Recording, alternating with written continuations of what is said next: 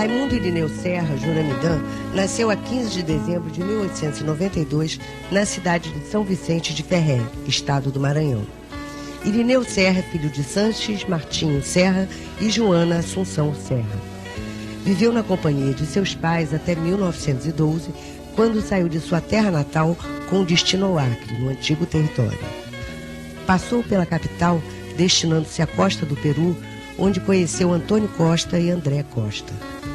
Do encontro com Antônio Costa, ainda em 1912, foi que Irineu Serra conheceu a bebida de origem indígena, chamada na região por ayahuasca, fazendo assim a junção étnica dos povos formadores das raças brasileiras. O mestre Irineu Serra complementava a união das raças no conhecimento da ancestral bebida, indo posteriormente passar por uma fase de profundos conhecimentos com os segredos e mistérios das matas amazônicas, onde trabalhou como seringueiro, operário agricultor, participando da comissão de limites que demarcou as fronteiras do Acre com o Peru e Bolívia.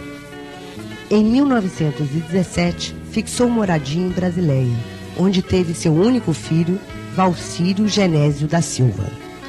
Em 1931, passou a morar definitivamente em Rio Branco, estabelecendo-se primeiramente nas terras onde hoje é o Quarto Bis, e em seguida instalando-se na Vila Ivonete, nas terras do antigo seringalista Barros, onde começou a formar sua doutrina.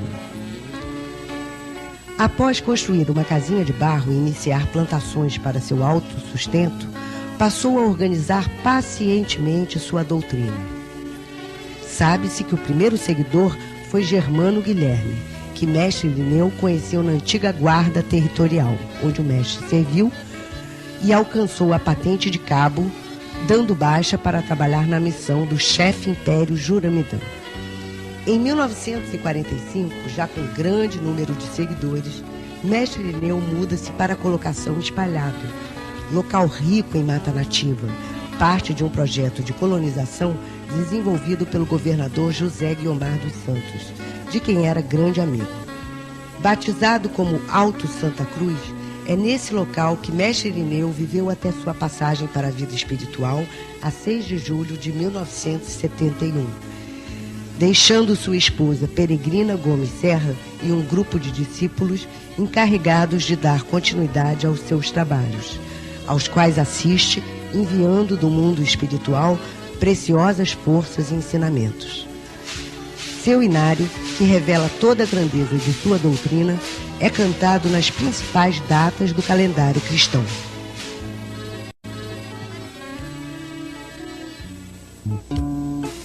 Conhecendo a bebida chamada ayahuasca em 1912, mestre Irineu foi submetido a uma rigorosa dieta, onde passou a se alimentar durante 8 dias somente de macaxeira e insulsa. Apenas uma pessoa tinha autorização para fazer sua comida, com quem se comunicava através de uma batida na sapopemba de uma árvore, já que não podia manter contato com nenhuma pessoa. É dessa experiência que mestre Irineu inicia seu aprendizado com os trabalhos da rainha, aprendendo a confeccionar a bebida de nome ayahuasca, batizada pelo mestre Irineu posteriormente como Santo Daime. A certa altura de sua dieta, dentro de seu aprendizado, o seu companheiro, penalizado com seu sacrifício, pensou em colocar uma porção de sal em sua comida. Foi quando teve uma de suas revelações. O mestre pensou: tentaram colocar sal em minha comida. Pensou que já estava adivinhando. Mas deu-se conta: eu não estou adivinhando, porque estão me dizendo.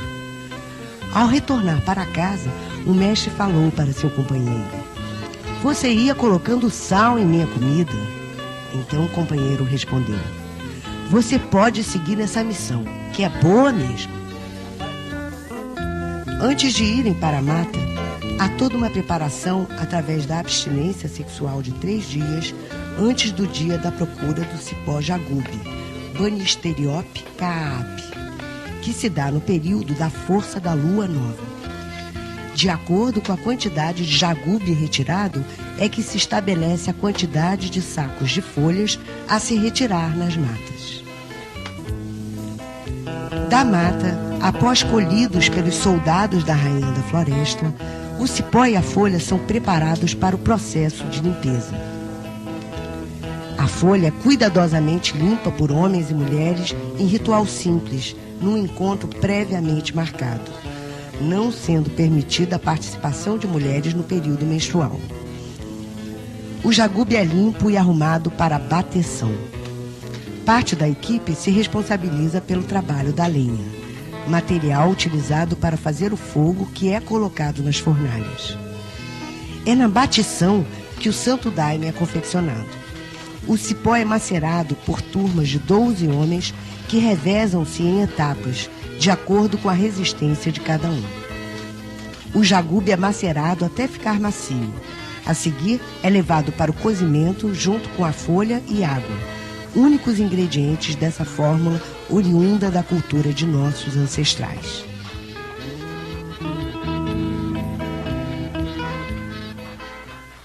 O daime é feito 3 dias depois da lua nova, né? Se corta o jagube, mede-se todo, não tem uma só. Passei um trabalho prefeito, o jagube tem que ser cortado todinho numa medida só. Até aquelas pontinhas que passam tem que ser reta, né? Para não dar interferência, né? E aí se bate ele, primeiro coloca-se a folha, começa com folha e termina com folha, né? E deixa cozinhar, aí é o ponto que dá a divindade, né?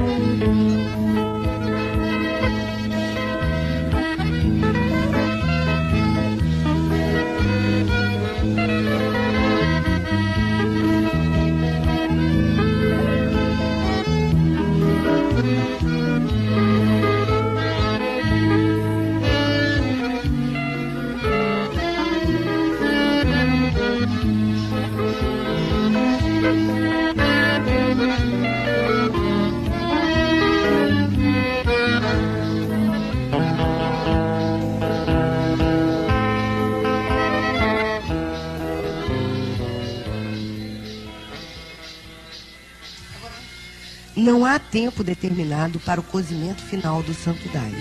Quem está fazendo a apuração é inspirado por Deus, onde faz-se somente uma base de cálculo.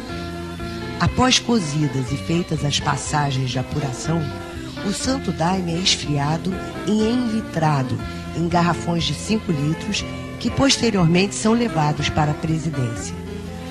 O gestor faz um relatório de prestação de contas de todo o trabalho, apresentado de acordo com as regras estatutárias aos sócios do centro.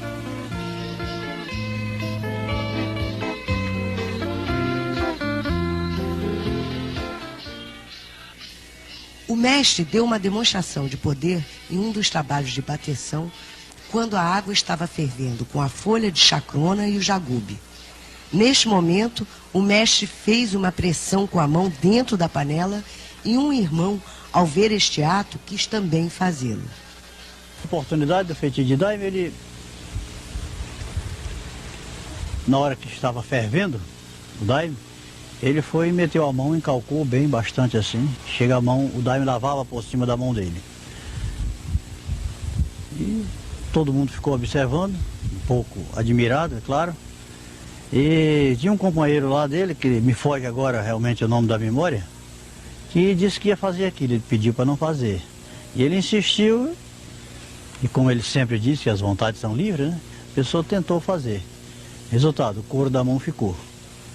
Então é uma prova realmente de que nosso mestre tem um pouco de fé, ou por não dizer, total fé.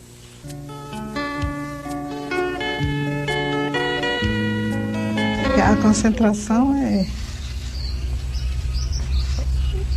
a finalidade dela é que a gente, é o dia que a gente pode mirar para ver o que é preciso sobre a pessoa da gente, a vida da gente, receber uma cura, né?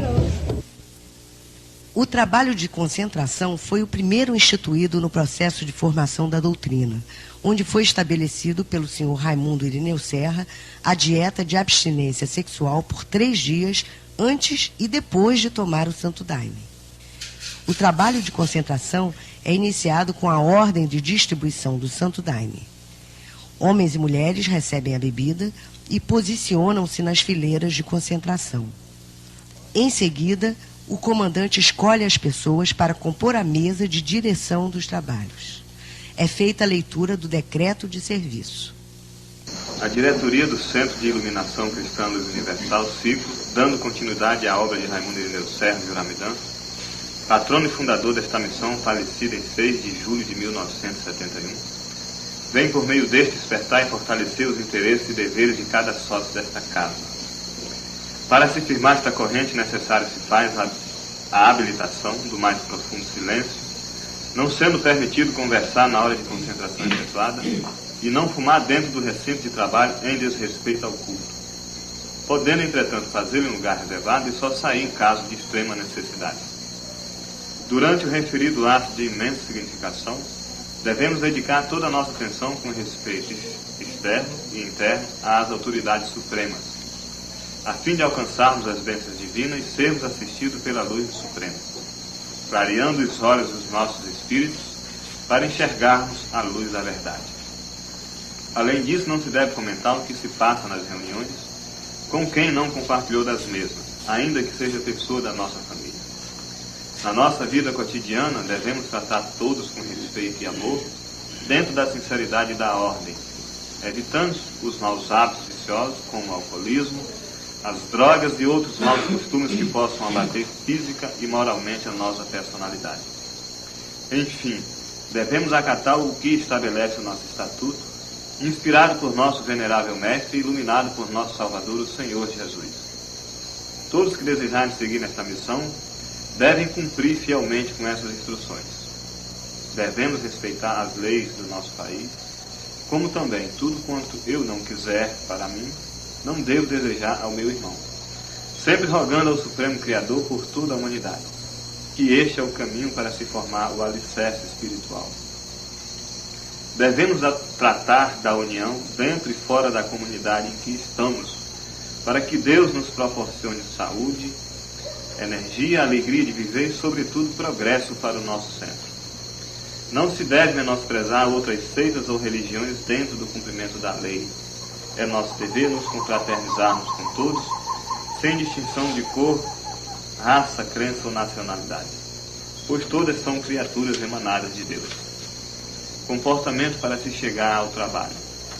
Todos que vierem à procura de recursos físico, moral ou espiritual devem trazer consigo uma mente sadia, cheia de esperanças, implorando ao Espírito do Bem e à Virgem Mãe Criadora que sejam concretizados seus ideais, conforme a vontade divina. E precisamos nos conscientizarmos que os hinos dos nossos hinários estão mostrando claramente a luz deste poder sagrado do Divino Senhor Deus. Instruções aos senhores pais. Todos os pais de família devem criar dentro do seu próprio lar um centro de paz e harmonia. Esposo e esposa devem tratar-se com dignidade e respeito mútuo, incluindo as pétalas deste amor no mais firme propósito do futuro e da felicidade. Todos os pais de família devem ser um professor exemplar para seus filhos. Nunca devem pronunciar palavras que possam prejudicar a moral das crianças. Ensinar os deveres religiosos, amar a Deus sobre todas as coisas e se dedicar à missão da verdade. A disciplina é a principal estrutura da ordem. Disciplinar não é bater, xingar, etc.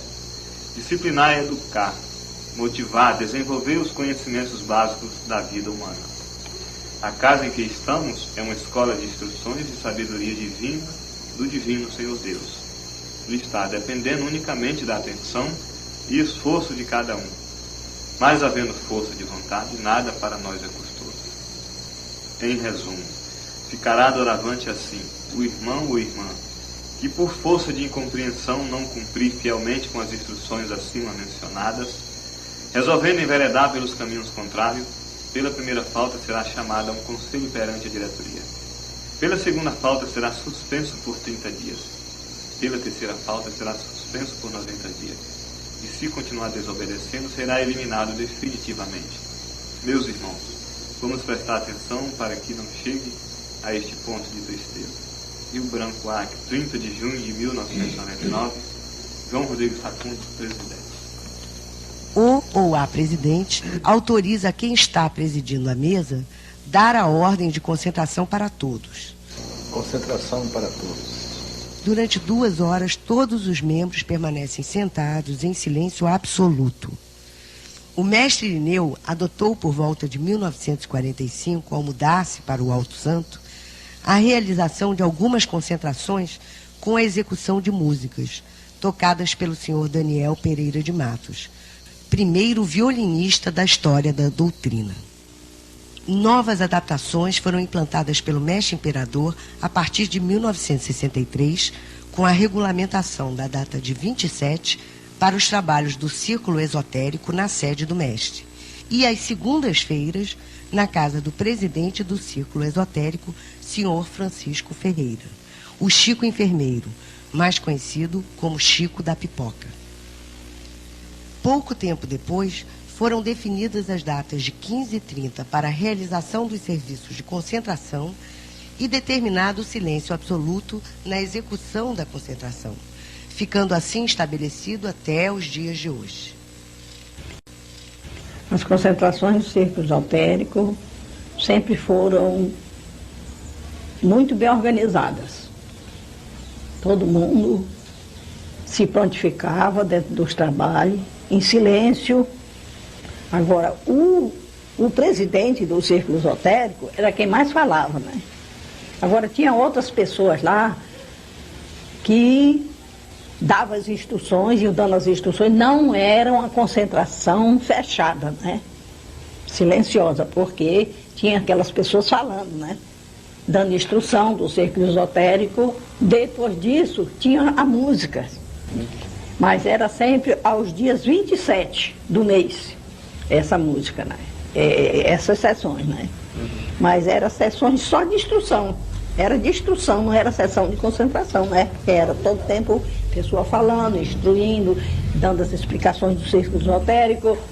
Após 2 horas de silêncio, é lido novamente o decreto. A diretoria do Centro de Iluminação Cristã Luz Universal, Ciclo, dando continuidade à obra de Raimundo Irineu Serra de Uramidã. Em seguida, canta-se os 13 hinos novos do Cruzeiro Universal. Calor, ela é quem me dá o pão, a minha mãe, que nos criou. Reza-se 3 preces e uma Salve Rainha. Em seguida, é encerrado o trabalho. Em nome de Deus Pai Todo-Poderoso, da Viva e Soberana Mãe, de Nosso Senhor Jesus Cristo, do Patriarca São José e de todos os seres divinos da Corte Celestial, com a ordem do nosso chefe Império Júlio Almirante, está encerrado esse trabalho de hoje. Meus irmãos e minhas irmãs, louvado seja Deus nas alturas.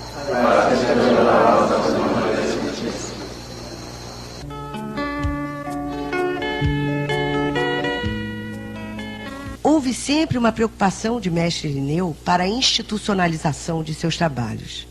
Pode-se afirmar que uma das primeiras medidas nesse sentido foi a personalização da farda de concentração. O mestre sempre falava que tinha de organizar uma farda de concentração, né? Porque a nossa farda só era farda oficial. Então ele esquematizou tudo como devia ser a farda azul, né? Azul, pelo menos da mulher.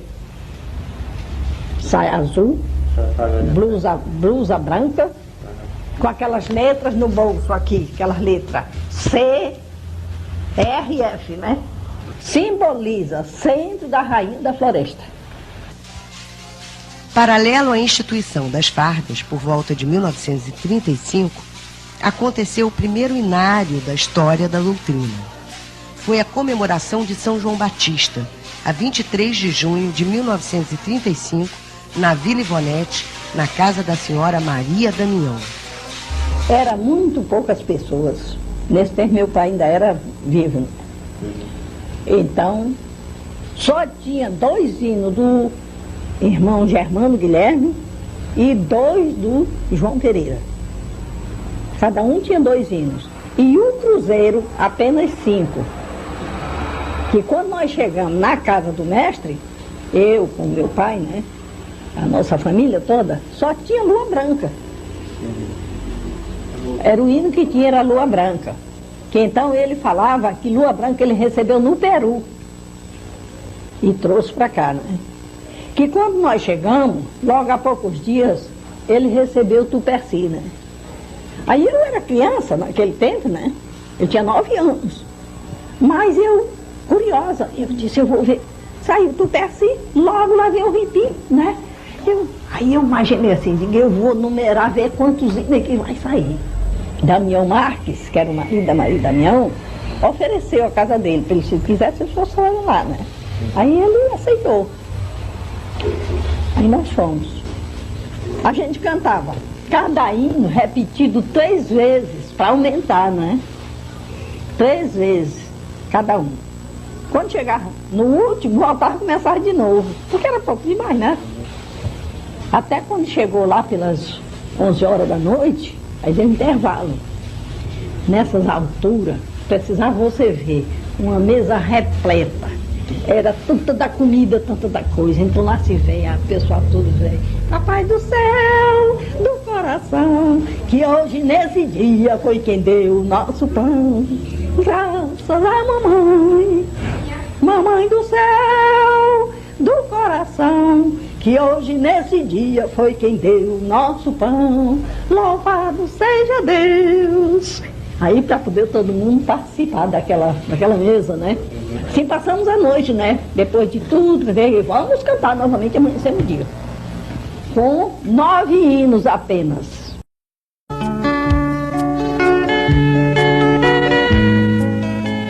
Assim como acontece a preparação para os outros rituais aqui já apresentados, os inários oficiais também exigem uma verdadeira preparação através de dietas que vão desde a abstinência sexual até cuidados com a alimentação e relacionamento uns com os outros. A abertura do trabalho oficial se dá às 18 horas com a chamada pela batida do maracá, que adverte para a reza do terço.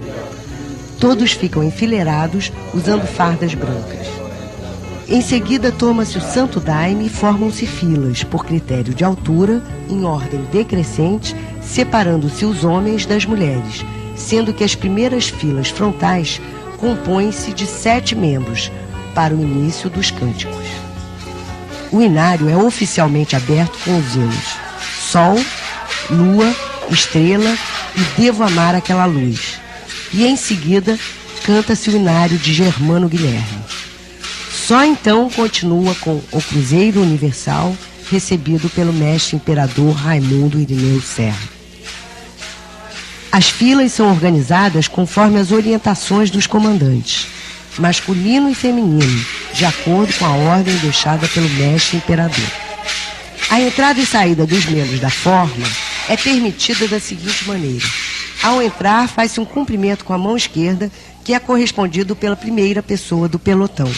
E ao sair, cumprimenta-se novamente e passa-se 3 hinos fora da fila.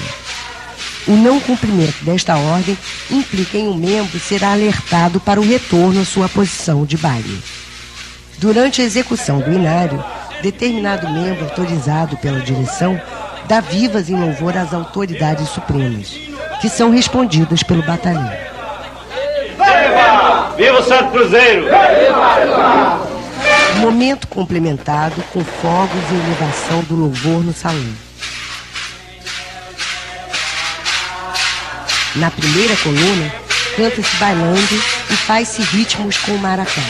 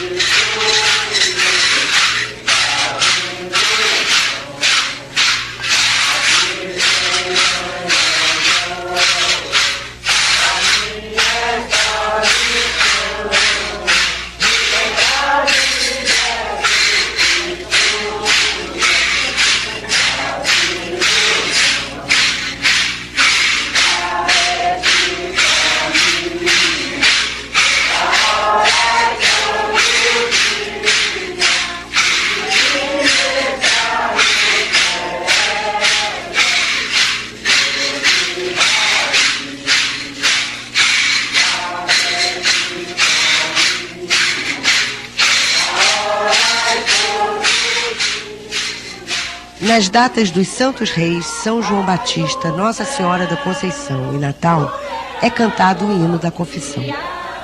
Na segunda coluna também baila-se com o ritmo do maracá, porém com a complementação musical de instrumentos, que revelam a harmonia verbalizada através das palavras e sons emitidos na execução de cada hino, que, de acordo com o capítulo 19 do Estatuto Atribuições e Direitos a Todos, no seu artigo 47, no item C, versa: ouvir as gravações e acordes que completem o louvor a Deus na forma do Salmo 150 e versículo 1-5 das Sagradas Escrituras. À meia-noite é feito um intervalo, quando a presidência dá a ordem de fora de forma, que permite o descanso e a alimentação feita com a caiçona, bebida de origem indígena, preparada com macaxeira cozida em soça fermentada.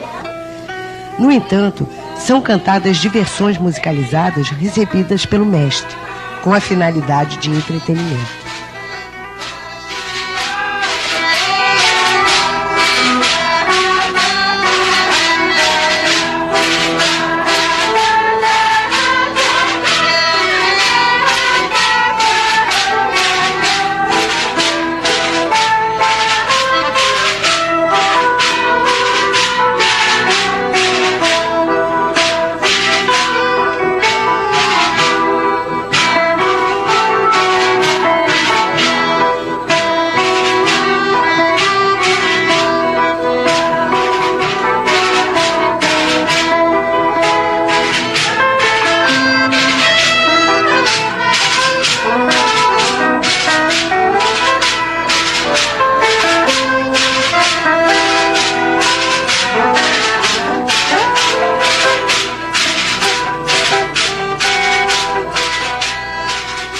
Para o retorno ao trabalho, o batalhão é novamente convocado através da batida do maracá. Perfilados novamente em forma, tomam suas posições originais e dão sequência ao cântico do inário até a sua execução final. Momento em que é rezado 3 preces com a Salve Rainha e fechado o trabalho com as palavras de encerramento. Em nome de Deus Pai, Davi soberano do mundo, de nosso Senhor Jesus Cristo, Senhor Patriarca São José e de todos os seres divinos da corte celestial, com a voz do nosso chefe Império Juramidã, está encerrado o trabalho da noite de São João. Meus irmãos e minhas irmãs, louvado seja Deus nas alturas.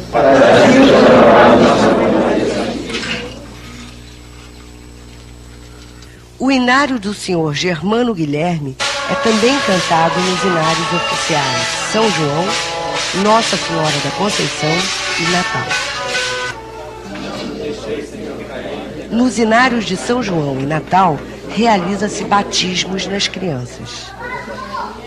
A humildade de Mestre Irineu foi notadamente demonstrada durante sua passagem pela vida aqui na Terra, como, por exemplo, no momento em que ele saía de um arraial que estava sendo realizado onde hoje está localizado o seu túmulo. O senhor Privato José de Macedo conta da seguinte forma. Eu admirei foi a humildade dele, né? De dizer que o Leôncio tinha oferecido o carro para levar ele. E achou que deveria ir mesmo de pés, porque estava castigando um pouco a matéria, né? Foram deixados pelo mestre Irineu os inários da Semana Santa e finados, como inários extraoficiais, assim chamados por serem executados com fardamento azul. Ressalva-se, no entanto, apenas um detalhe importante. Estes trabalhos não recebem a ritmização com instrumentos musicais.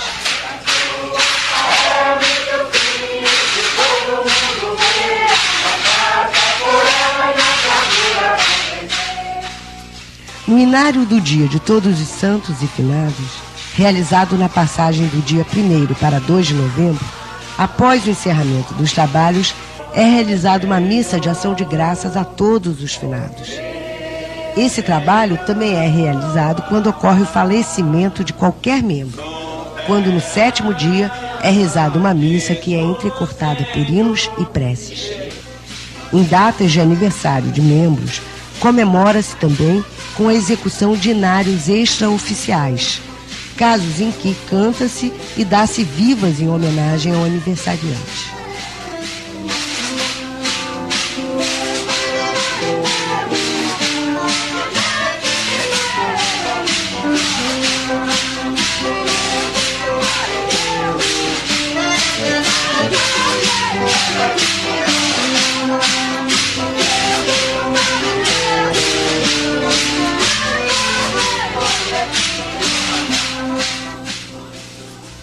Os inários básicos são o Cruzeiro Universal do Sr. Raimundo Irineu Serra, Inário do Sr. Germano Guilherme, Inário do Sr. João Pereira, Inário da Senhora Maria Damião e Inário do Sr. Antônio Gomes da Silva.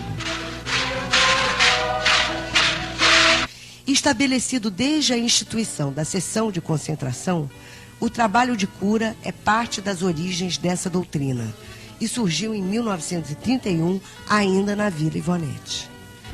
Às quarta-feiras, é serviço de concentração.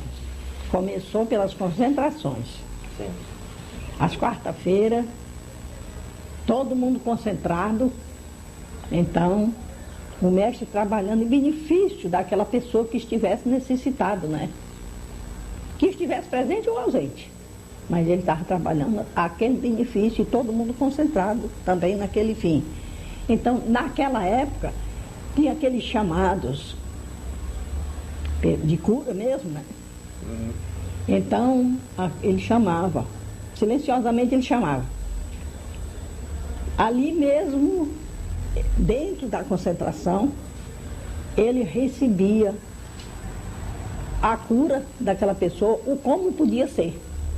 Abertura de mesa, quem vai fazer a mesa não é aquela pessoa, a pessoa que está ali é só um representante, né? Tem que pedir conforto, tem que pedir força e licença ao mestre e a Deus Todo-Poderoso, né? Para poder fazer aquele trabalho. Se quiser ter um bom êxito, tem que pedir licença e pedir ao mestre a sua infinita e eterna bondade e nosso Senhor Jesus Cristo, que venha, naquele momento, presidir aquele trabalho, para poder ter bom êxito, né? Tem que fazer os chamados, tudo direitinho, rezar aquela prece, com 9 cruzes.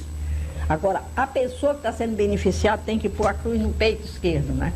Ficar em cima do peito esquerdo, a pessoa que está sendo beneficiada. E quantas pessoas compõe-se a mesa de 3, 5, 7 ou 9 pessoas. A mesa não pode aumentar e nem ser par, só pode ser ímpar. E no fim da prece, chama-se o tucum, 3 vezes. E aí fecha com a salve rainha. Fecha com a salve rainha e faz os oferecimentos. Oferece ao mestre, à Virgem Soberana Mãe, ao Senhor Tucum. E a intenção, quem está fazendo tem que primeiro fazer em nome do santo do seu nome e do anjo da sua guarda, para poder jogar para os outros, para não ficar de corpo aberto, né? Então, oferece ao santo, por exemplo, sou eu ofereço santo do nome do santo anjo da minha guarda, depois eu ofereço ao santo do nome daquela pessoa que está sendo beneficiada e o anjo da guarda dele, aí eu ofereço 5 chagas sagradas da morte, paixão do nosso Senhor Jesus Cristo, Nossa Senhora do Desterro, para que seja desterrado todo o mal que estiver perturbando aquela pessoa ou aquelas pessoas, né? E às vezes não é só um, são muitos que estão na lista, né? Os hinos são fios condutores da doutrina. Recebidos desde 1935, formam uma árvore musical de uma grandeza singular, que somente na sintonia do trabalho deixado por Raimundo Irineu Serra são capazes de ensinar e educar o homem no caminho do bem e da verdade. Seu inário, que revela toda a grandeza de sua vida, trouxe a preparação para sua passagem ao plano espiritual. A partir de 1960, o mestre Irineu passou a receber os hinos novos, que são a continuidade dos ensinamentos contidos nos seus trabalhos, através do qual recebeu o hino Terra Fria, por volta de 1969, quando passou cuidadosamente a preparar sua saída para a vida espiritual. Uma das principais providências tomadas por Mestre Irineu foi a criação do Estatuto, que regulamentou juridicamente a sua missão. O Estatuto foi criado pelo irmão José Vieira, nos anos de 1960 a 1969, quando foi apresentado oficialmente ao Mestre Irineu e registrado em 22 de janeiro de 1978.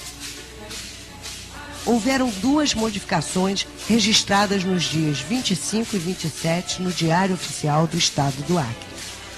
O Estatuto foi oficialmente apresentado ao Mestre Imperador no dia 5 de julho de 1971. Eu cheguei em sua residência já com toda a documentação do centro, já com registro de cartório, de diário oficial, tudo pronto. Li para ele, ouvi, tudo direitinho. Foi quando então ele me disse: compadre, estou satisfeito, dei nome a quem não tinha, guarde consigo essa documentação até um dia. Pai, vem! E este dia então, Pai, eu acredito que enquanto eu tiver vida e não andar fazendo coisas absurdas que não venha satisfazer as exigências do centro, eu acredito que enquanto estiver assim eu estarei bem com ele também. Destaca-se agora o capítulo 9 do Estatuto, que fala da moral e profilaxia. Artigo 19º. Capitulando pela moral e a saúde da agremiação, a todos é vedado na forma da alínea B e artigo na Constituição e Decreto-Lei 159 e artigo 281 do Código Penal e afins, o uso ou tráfico dos inebriantes, refurtando-se a morfina, a heroína, a cocaína, maconha, a marihuana, a cachaça, o LSD e outros também de efeito deletério incompatíveis com a dignidade humana, os quais obscureçam a consciência e os sentimentos nobres, levando à perversão e ao fatalismo suas vítimas na ânsia insopitável de alegrias fortuitas e degradações. Parágrafo único. Requinta-se na insensatez da libação e tripudiar as finalidades da alma é mergulhar o ego em panaceia de ilusões e atos que aviltam a integridade moral e comprometem a saúde, a personalidade, levando suas vítimas ao escravismo vicioso e ao fim constritador expresso em 1 Coríntios 6,10 e afins, cujos viciados não entrarão no reino dos céus. Dentro do Estatuto, ficou constituída a diretoria do Centro. Conselho Superior e Constituição. Mestre Imperador, Raimundo Irineu Serra. Mestre Imediato, Leôncio Gomes da Silva. Conselheiro, José Francisco das Neves Júnior. Conciliares, na qualidade de provectos, Antônio José Rodrigues. Na classe de noviços, José Lima da Silva. Na classe de leigos, Luiz Mendes do Nascimento. Conciliares beneméritos, Benemérito Emílio Furtado Mendonça. Benemérito Provecto, Pecília Matos da Silva. Conselho Comunitário, Raimundo Irineu Serra, Constituição Dignatário. Daniel Acelino Serra, Presidente. Francisco Grangeiro Filho, Monitor. João Galberto Serra, Gestor. João Rodrigues Facundes, Secretário. Peregrina Gomes Serra, Tesoureira. Júlio Chaves Carioca, Zelador. Depois de constituída a missão, o Mestre Imperador fez a seguinte recomendação ao senhor Leôncio Gomes da Silva: que não criasse moda e nem consentisse em criar. Entrega de trabalhos e prestação de contas. No Inário de Reis, acontece a entrega de trabalhos. Trimestralmente, o tesoureiro faz prestação de contas e a gestoria apresenta uma prestação de contas semestralmente, perante todos os membros da entidade. Depoimentos de personalidades ligadas à doutrina. O que representa a cultura do Santo Daime para o desenvolvimento humano? Bom, eu posso falar do que representa a doutrina do Santo Daime para o desenvolvimento humano a partir da minha experiência pessoal, do que representa para mim. Creio que com isso posso estender o significado dessa doutrina para a humanidade. Se um dia toda a humanidade até puder ter a oportunidade de ingerir essa santa bebida. Antes de mais nada, é uma bebida que possibilita a mim, e por isso ao ser humano, o autoconhecimento. Nos permite ter uma noção exata de nós mesmos, enxergando os nossos erros, nossos defeitos, nos possibilitando fazer uma análise da nossa convivência em família, em sociedade, no trabalho, e nos possibilitando nos programarmos para sermos cada dia seres mais perfeitos, tendo por base os ensinamentos cristãos replantados dentro dessa santa doutrina por intermédio do mestre Raimundo Irineu Serra. Então eu creio ser essa doutrina de grande valia, de grande importância para a humanidade a partir do momento em que nós temos essa consciência de que é a doutrina de Jesus Cristo, né, replantada pelo mestre Raimundo Irineu Serra, e visa resgatar os princípios cristãos para que todos nós possamos aplicar esses princípios no nosso dia a dia, na nossa convivência em família e em sociedade. O que representa para a humanidade a origem da doutrina do Santo Daime? Na minha compreensão, antes de mais nada, representa um reencontro. Se nós acreditamos que Daime é uma doutrina absoluta e é a retomada de uma doutrina que já passou pela Terra, a origem do Daime na Terra marca esse reencontro do homem com a doutrina original, com a doutrina absoluta. Marca, no final das contas, mais uma oportunidade, mais uma possibilidade do homem de se reencontrar e de se religar a Deus, como a própria noção de religião traz. A importância da origem do Daime para a humanidade significa, no meu entender, isso, esse reencontro. Depois de um grande ciclo, depois de um grande período, o homem retorna às suas origens, retorna com a possibilidade de se reencontrar com Deus novamente dentro dessa doutrina. Dedicatória. Dedicamos esta obra de fundamental importância às futuras gerações, que não alcançaram a presença material do mestre Raimundo Irineu Serra, retratada aqui em sua forma original, pois quem dela fizer uso obterá muitos ensinamentos para prosseguir a sua missão. Que este trabalho seja uma referência histórica para a entrada do terceiro milênio.